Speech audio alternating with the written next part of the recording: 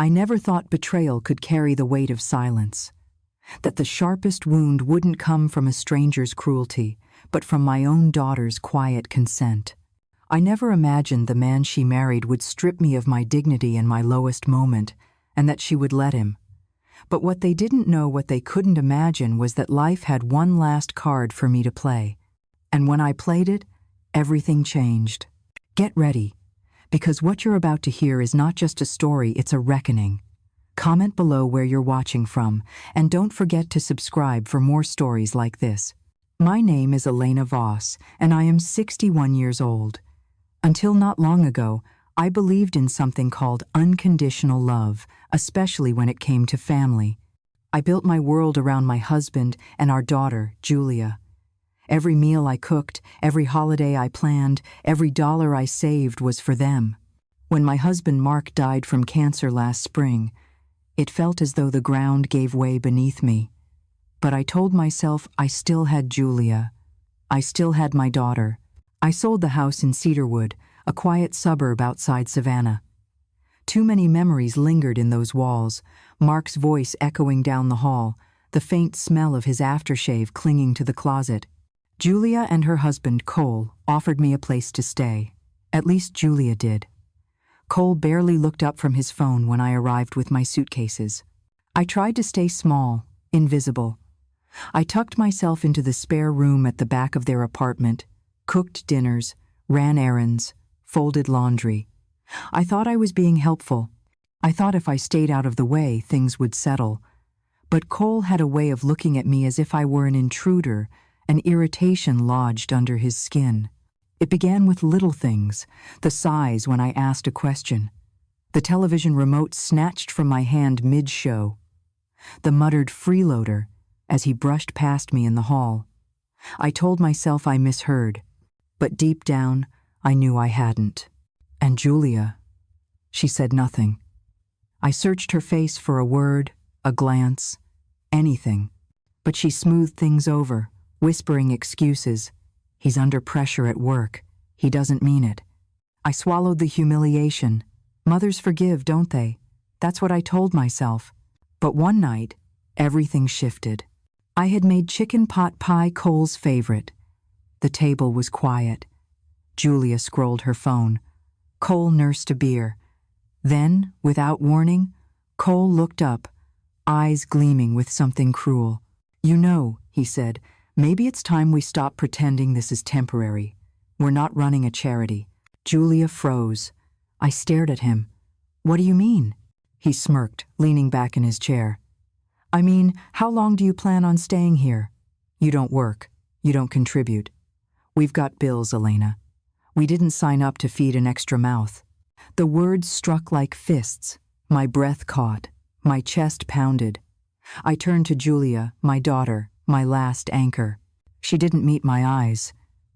"Maybe it's best, Mom," she mumbled. "If you find something more stable, for everyone's sake. For everyone's sake." I didn't scream. I didn't beg. I stood, walked to my room, and packed. 2 suitcases that was all my life had shrunk to. My hands moved quickly, almost calm, while my heart thundered inside me. The tears didn't come until later. I left without ceremony. Julia didn't follow me out. Cole didn't bother pretending. I stood on the curb outside their building, the night wind cutting through my coat, my phone dead in my pocket, my dignity in tatters. That's when I realized, this is what it feels like to be erased. That night, I checked into a cheap motel off the highway, the wallpaper peeled like old scabs. The vending machine swallowed coins without mercy. I lay awake staring at the ceiling, wondering how a daughter's love could vanish so easily. The next morning, I sent Julia a message. "I understand. I love you always." No reply. 2 weeks later, I tried again. Just a heart emoji. Silence. 3 months passed. Each day dragged longer than the one before. I applied for jobs, cashier, receptionist, even house cleaning, but no one wanted to hire a grieving widow in her 60s with no recent history. My body ached in ways it never had before. My spirit sagged. Loneliness pressed on me like a second skin. I had given everything to Julia, and she had turned her back as if it cost her nothing. One evening, desperate to feel close to someone, anyone, I dug into the single box of keepsakes I had carried from my house, old photographs, letters, scraps of a life that no longer existed. At the very bottom, I found it, a small leather diary, my mother's. I hadn't opened it in years, maybe never. But that night, in the stale motel air, I opened the fragile book and began to read. And what I found there, a name, a confession, a secret, changed everything. For the first time in months, I smiled. They had taken everything from me. But they had no idea what was coming. The days that followed blurred together, gray and hollow. The motel hummed with old secrets, the rattle of pipes, the faint smell of smoke trapped in the curtains. I thought I was used to silence, but this silence had weight. It pressed down until I could barely breathe. Every few nights, I cried the kind of crying where your body shakes, but you bury your face in the pillow so no one hears. Not that anyone was listening. Julia wasn't calling. My phone stayed cold and lifeless on the nightstand. On the fourth day, I broke the silence and texted her again. I'm okay. Just wanted to know how you are. Nothing. Weeks passed. More texts, more silence. I tried to convince myself it was Cole's doing, that maybe he was twisting her against me. But a mother knows when her child chooses the silence on her own, and Julia had chosen it. With my savings dwindling, I hunted for work. I filled out applications at a grocery store, a diner by the interstate, even the front desk of a budget inn. Each time, I saw it in their eyes before they said it. Too old, too slow, not worth the training. They dressed it in polite words overqualified, not the right fit, but the sting was the same. By the time the box of keepsakes spilled across the motel bed, I was ready to throw it all away. Photographs of Mark and Julia, yellowed letters from long-ago birthdays, trinkets that once meant everything, and at the very bottom, that diary. It was small, leather-bound, the spine cracked, corners fraying. My mother's handwriting filled the pages, neat loops in ink, the same hand that once wrote little notes for my school lunches. At first, the entries were simple. Grocery lists, complaints about the heat, gossip from church. But then I reached one entry dated June. My pulse stumbled. He came again today. Said he wished things were different. Said he wished I could be his wife, but he has a family, a business, a name to protect. Elena must never know. She must never know. I just pray she'll understand someday that she was born out of mistake and desire. I love her. I loved him, even though he was never mine. I read it once. Twice. A third time. My hands trembled so badly, I had to set the diary down. Another entry, months later. H promised he's made arrangements. If anything happens, Leonard Goldstein will know. It's not official, of course, too dangerous. But he swore a part of what he built would go to her. My daughter deserves that much. Leonard Goldstein. The name stopped me cold. It felt familiar, like something I'd seen scribbled on a yellowed folder in my mother's things years ago. I didn't sleep that night. My thoughts spun, colliding like storm waves. The next morning, I found the motel's ancient desktop in the lobby and typed the name into the search bar. There he was. Leonard Goldstein, retired estate lawyer, still listed under a private firm in Dallas. My finger hovered over the phone. I couldn't. Not yet. The words would catch in my throat. Instead, I wrote him a letter, real ink, real paper, just like my mother had used. I explained who I was, who my mother had been, what I had found.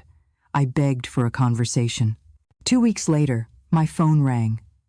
The number on the screen was unknown. My heart stuttered as I answered. Elena?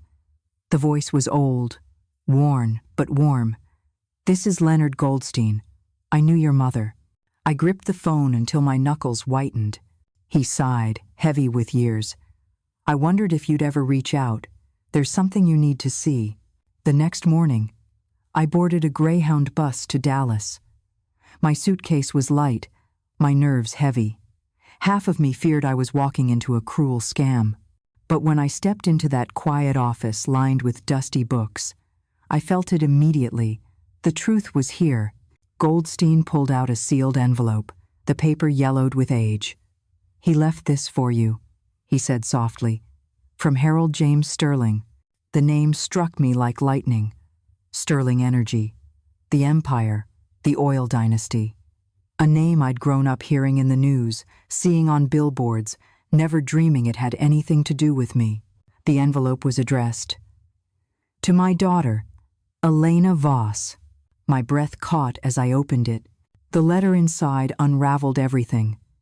Sterling admitted the affair, the regret, the cowardice that kept him from claiming me in life. And then the promise. "In the event of my death, I have insured a portion of my personal assets, untraceable through my estate, will be delivered to you through Mr. Goldstein. You are my blood. What I could not give you in life, I give you now." Goldstein slid a folder across the desk. Bank accounts, titles, an investment portfolio. I scanned the figures, dizzy. The total value, just over $2 million. "This is real?"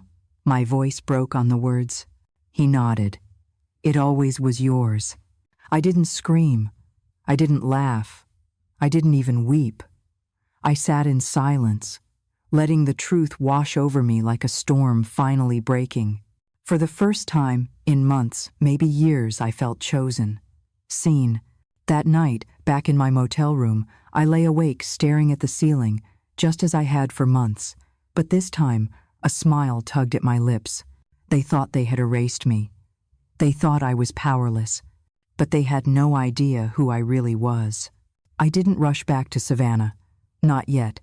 Something inside me had shifted, and I needed time to understand it. For the first time in months, I wasn't surviving, I was calculating. I traded the stale motel for a short-term rental downtown. A quiet loft above a cafe, polished hardwood floors, the kind of place Julia and Cole would never imagine me affording. I began to walk differently, dress differently. Not flashy, subtle. Neutral tones, a crisp blouse instead of an old sweater. The kind of invisible that opened doors instead of closing them. And I studied. I devoured online courses, videos on property law, real estate investing, contracts. I wasn't planning to build an empire. Number. I just wanted to understand the language of power, the language that had always been spoken around me, never to me.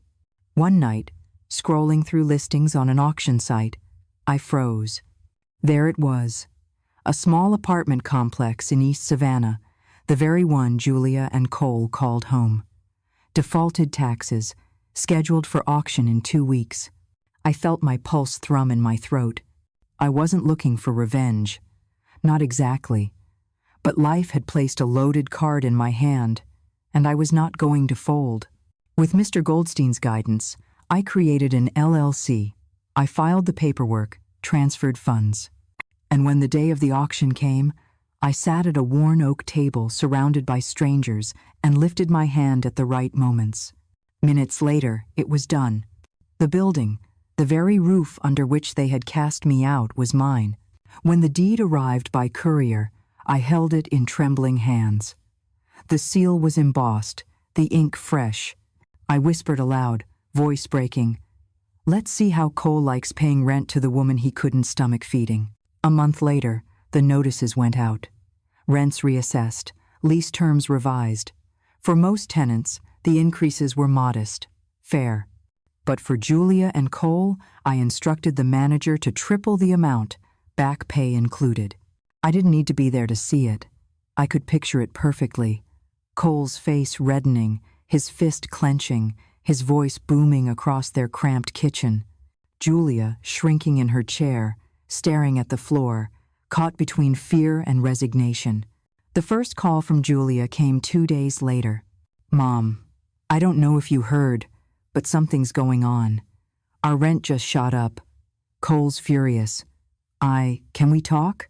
Her voice was hesitant, almost pleading. For a moment, my hand hovered over the phone. I could answer. I could step back into her life as the rescuer, the mother who smoothed everything over. Instead, I let it ring to voicemail. This wasn't punishment, it was consequence. Still, I couldn't resist one late-night drive. I parked across the street from their building, headlights off. Through the thin curtains, I saw shadows moving, Julia pacing, Cole's silhouette looming, his arms flailing with rage. I stayed only a minute before driving away. Part of me ached with longing, not to move back in, not to live with them again, but to have my daughter's trust, her love. But that girl, the one who once ran to me when she scraped her knee, who begged me to check for monsters under her bed, she was gone. The woman left in her place had chosen silence. And now, I would let her sit in it. 3 weeks later, fate forced me face to face with Julia. It was at the grocery store on Victory Drive. I hadn't meant to see her, hadn't planned it, but there she was, one aisle over, pushing a half-empty cart. Her hair was unkempt, her sweatshirt wrinkled. She looked older, worn down.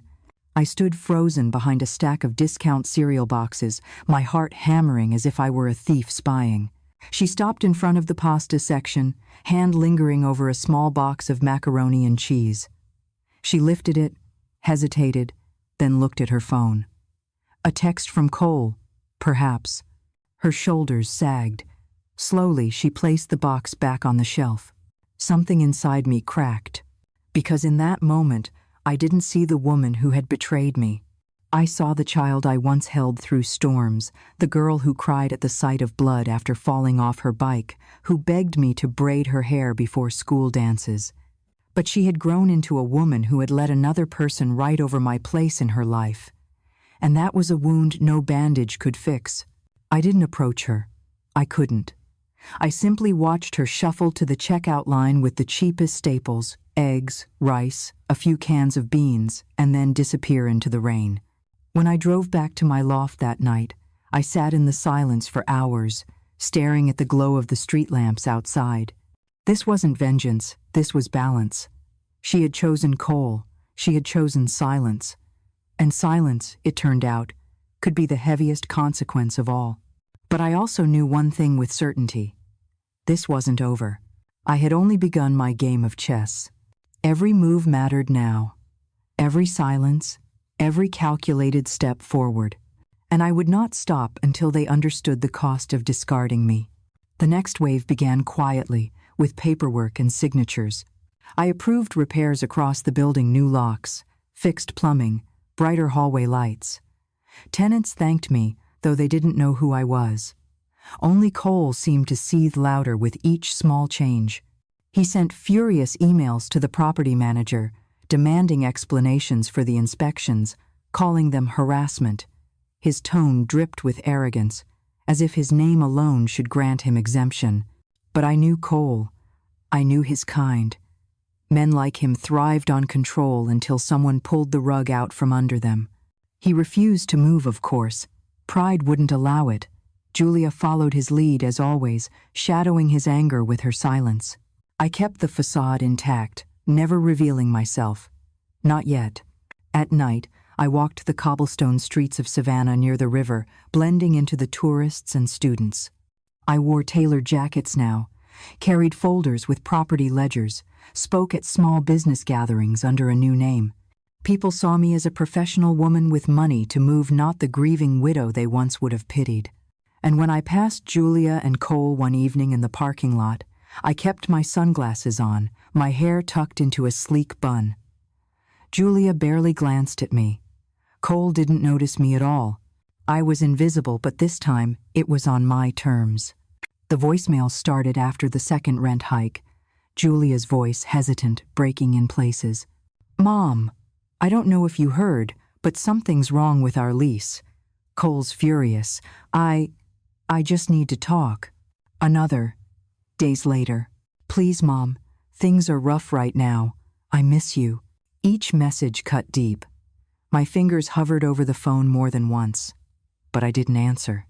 not because I didn't ache to hear her voice in real time, but because I needed her to feel what I had felt. The weight of unanswered pleas, the crushing silence of being erased. Meanwhile, Cole raged. He slammed threats into emails, left angry notes under the office door, and paced the courtyard like a lion losing its cage.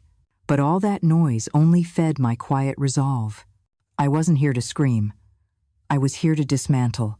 And Cole had no idea how thoroughly the walls around him were beginning to crumble. The storm inside their apartment seeped into the hallways.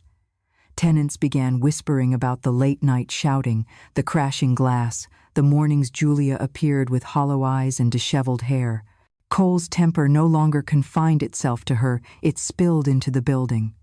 He stormed into the property office twice in 1 week, demanding the coward landlord show his face.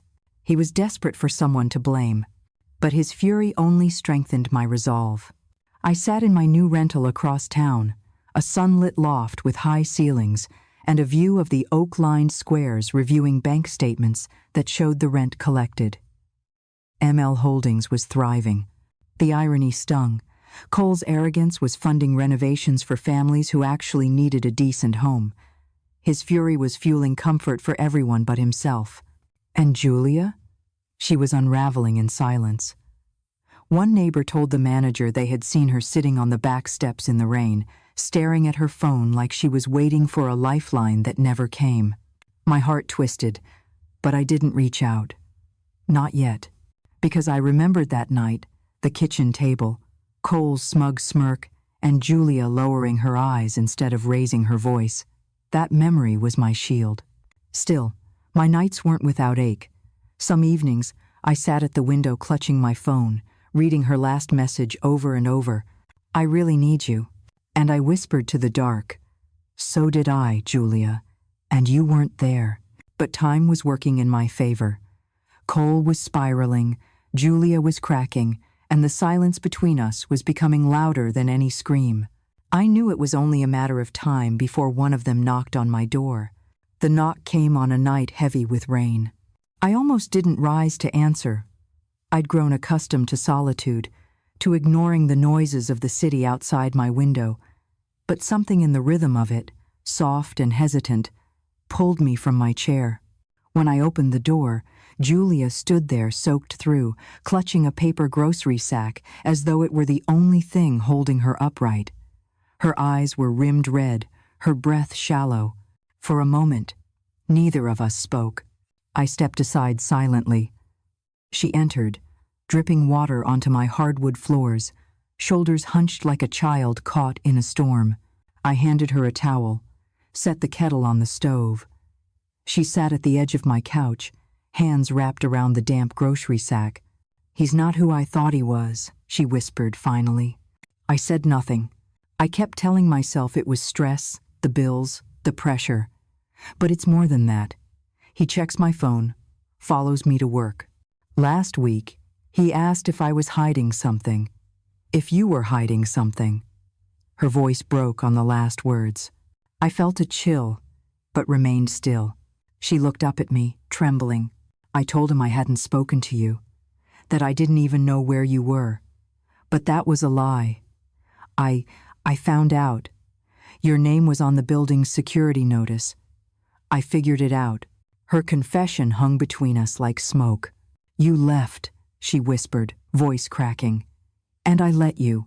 I let him push you out." I finally spoke, softly but firmly. "No, Julia. You didn't let him. You stood with him." She flinched as if struck.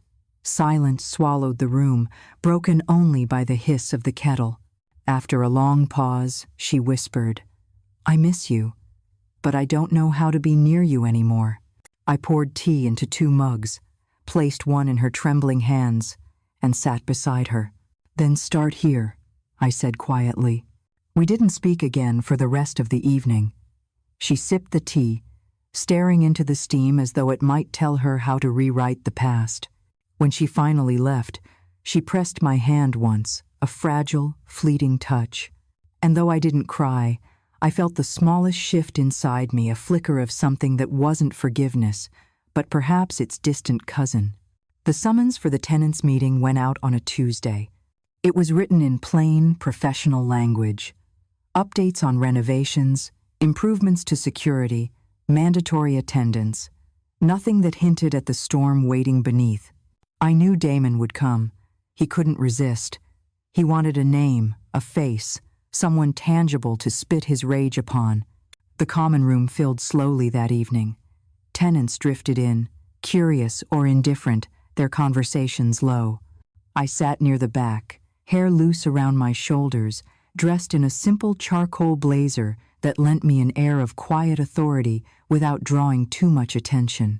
And then they appeared. Damon stormed in first, chest puffed like a rooster, Julia trailing behind him like a shadow tethered by fear. His eyes scanned the room, landing on the property manager at the front. "Where is she?" he barked. "I want the owner." "Now." The manager kept his composure. "All questions will be addressed during the presentation." Damon scoffed, but sat, drumming his fingers hard against the chair's armrest. Julia's hands twisted in her lap, her gaze fixed firmly on the floor. The meeting began. Routine updates, landscaping, repairs, insulation. The tenants murmured approval, nodding as plans were laid out. Damon shifted impatiently, waiting for his chance to strike. Then the manager cleared his throat.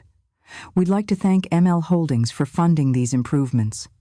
The owner is here tonight, should anyone wish to ask questions directly." I rose. The scrape of Damon's chair against the floor was deafening. His face contorted first with confusion, then with fury as realization dawned. Julia's eyes widened, mouth parting in shock. I walked calmly to the front, meeting their stares. "Good evening," I said, voice steady. "My name is Elena. I own this building." A silence like a held breath settled over the room. Damon's voice cracked with rage. "You? This is a joke. You raised our rent. You're behind all this trying to ruin us." I faced him, calm as still water. "No, Damon, I gave this place stability. I invested in every tenant equally. What I didn't do was forget who I was or what you did." The room seemed to tilt around us. Julia's gaze shifted between us, tears threatening at the edges of her eyes. I turned back to the tenants. "If anyone has questions about the changes or improvements, I'll be happy to answer them after the meeting." Applause broke out, not loud, but firm. Damon stood trembling, his anger boiling but impotent. Julia's fingers clenched white around her chair. The meeting ended, but the war had only just begun. When the room had mostly cleared, Damon stayed rooted, fury radiating off him like heat. Julia lingered behind him, small and silent. He stalked toward me, jaw clenched, eyes wild. "You think this is over? You humiliated me in front of everyone. You've made an enemy, Elena, and I promise you." I cut him off, my voice calm but sharper than any blade. "No, Damon, you made an enemy the day you looked at me like I was dirt and told Julia to let me rot. You just didn't realize who you were creating." For a moment he faltered. His mouth opened, then snapped shut, words turning to ash in his throat. And then Julia did something I'll never forget. She stepped between us. "Stop," she said, her voice trembling but loud enough to echo. Damon blinked. "What did you just—" I said stop, she repeated, firmer this time. "She isn't your enemy, you are." The look he gave her was pure shock, like he'd been struck. Julia's eyes glistened, but her jaw was set. I met her gaze, steady and unflinching. "He's right about one thing," I told her softly. "You do deserve better." And then I turned, walking out into the night air before either of them could say another word. The city's humidity wrapped around me, thick and heavy, but inside I felt something new, a crack of light breaking through years of shadow. For the first time since that cold night on their curb with 2 suitcases at my feet, I wasn't the one being discarded. I was the one holding the power, and they both knew it. 4 days passed before Julia returned. This time she wasn't empty-handed. When I opened the door, she was clutching something so fragile it made my knees weaken the moment I saw it. A worn, leather-bound diary. The spine frayed, corners bent, pages yellowed by decades. My mother's diary. I found it in my closet, Julia whispered, stepping inside. I think you must have left it the night I came here. I read it. Her eyes were wide with guilt and something else shock. She placed it gently on my coffee table, as if it might shatter. I wasn't trying to pry, but I recognized her handwriting. I couldn't stop myself. Silence stretched between us, thick with memory. I didn't know, Julia murmured, her voice breaking. About Harold Sinclair, about the trust, about any of it. Neither did I wanted to say. Not until desperation drove me to the pages that saved me. Instead, I nodded once. Her breath hitched. Why didn't you tell me? Why did you let me believe you were powerless? I turned toward the window, Savannah's skyline glowing against the dusk. Because I was powerless, Julia. The night you let him throw me out, I had no money, no job, no place to go. That diary was all I had left of a world that still believed I mattered. She winced, like each word was a lash. I keep asking myself how I became the kind of daughter who could do that, how I stood there and said nothing. I looked at her finally, really looked. You didn't become that woman all at once. It was small choices, 1,000 silences, peace over truth, loyalty over love. And one day, you couldn't tell the difference. She swallowed hard, her shoulders trembling. I've left him. The words landed like thunder. Her eyes filled with tears. He went through my things again. My laptop, my bag. I told him no, and he screamed. Packed a suitcase and said he'd be back. I changed the locks the next morning. I didn't move, didn't breathe.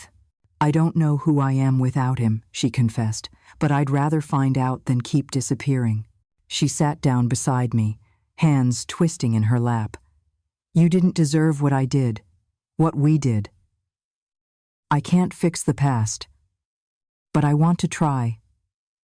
I reached for her hand, slowly, cautiously, the same way you'd hold a memory, terrified it might slip away. I used to dream about hearing those words, I said.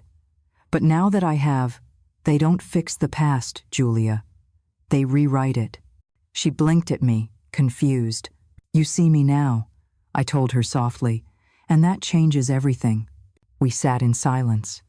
But this time it wasn't the silence of abandonment. It was the silence of something trying to heal. I thought that was the turning point, that maybe things would slowly start to settle, to mend.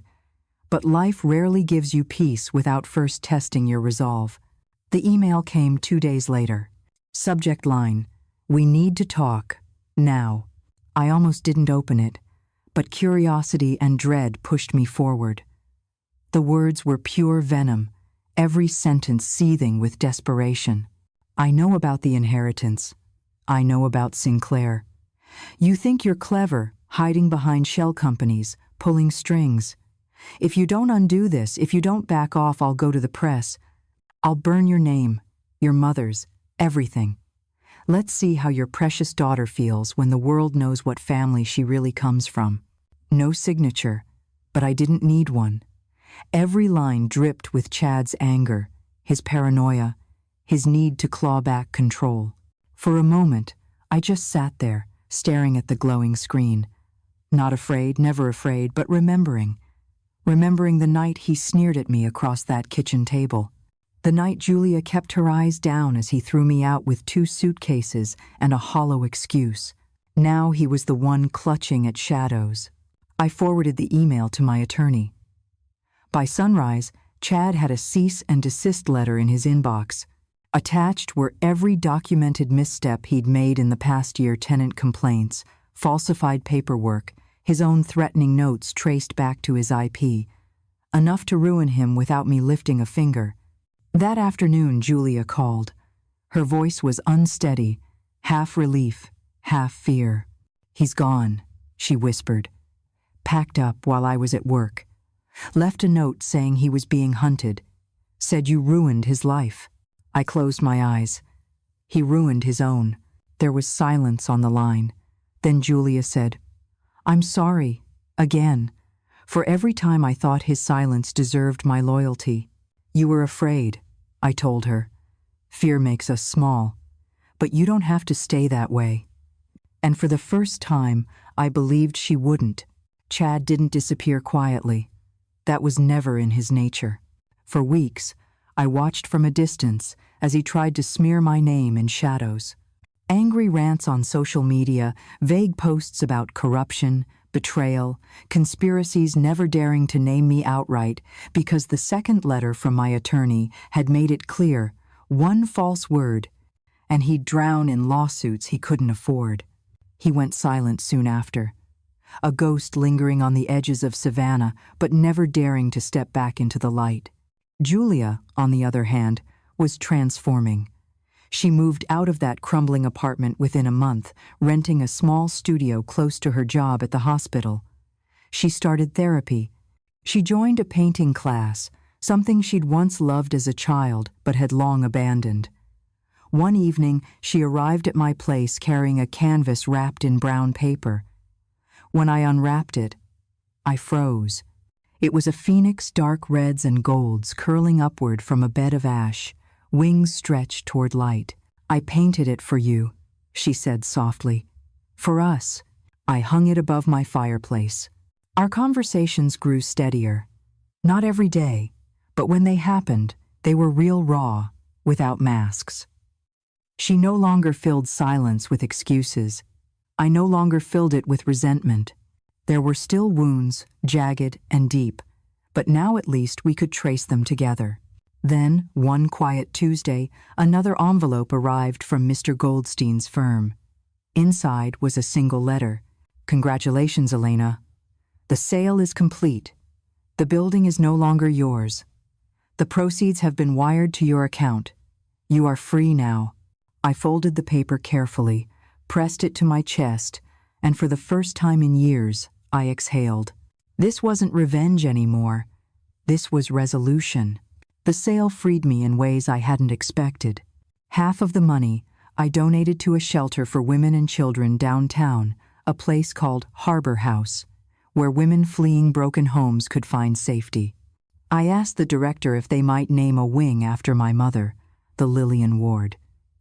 It was my way of honoring the woman who left behind both love and secrets in equal measure, who gave me strength even in silence.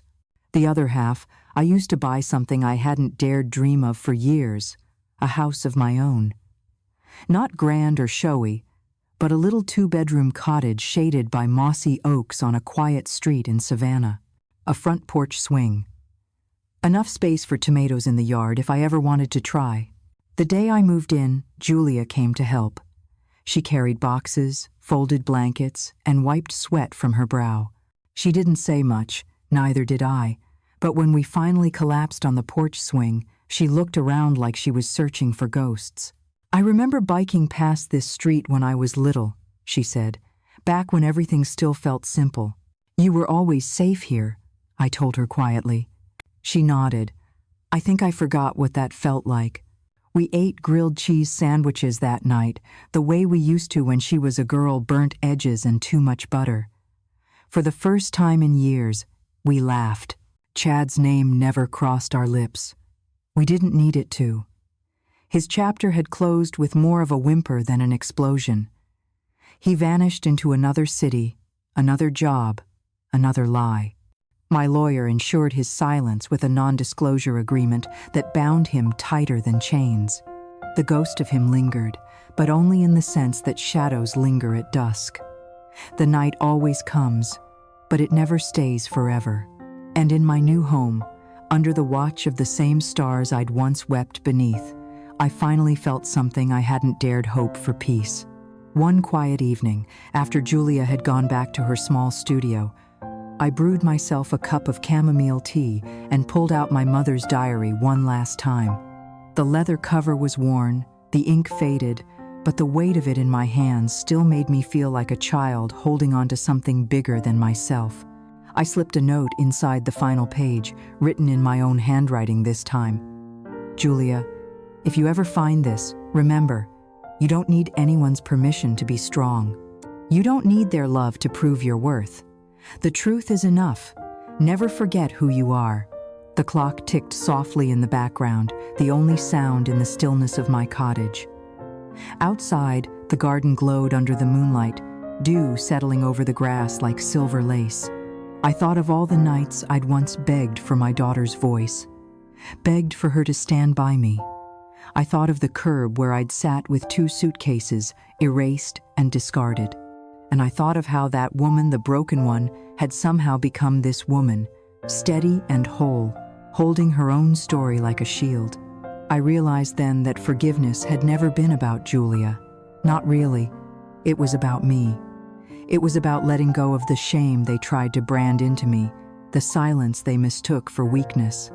I took a slow sip of tea, the steam warming my face. For years I believed my fire had gone out. But it hadn't. It had only smoldered, waiting for air. And when it was finally given breath, it didn't just burn, it illuminated. I closed the diary, set it on the table, and whispered into the quiet, I am home.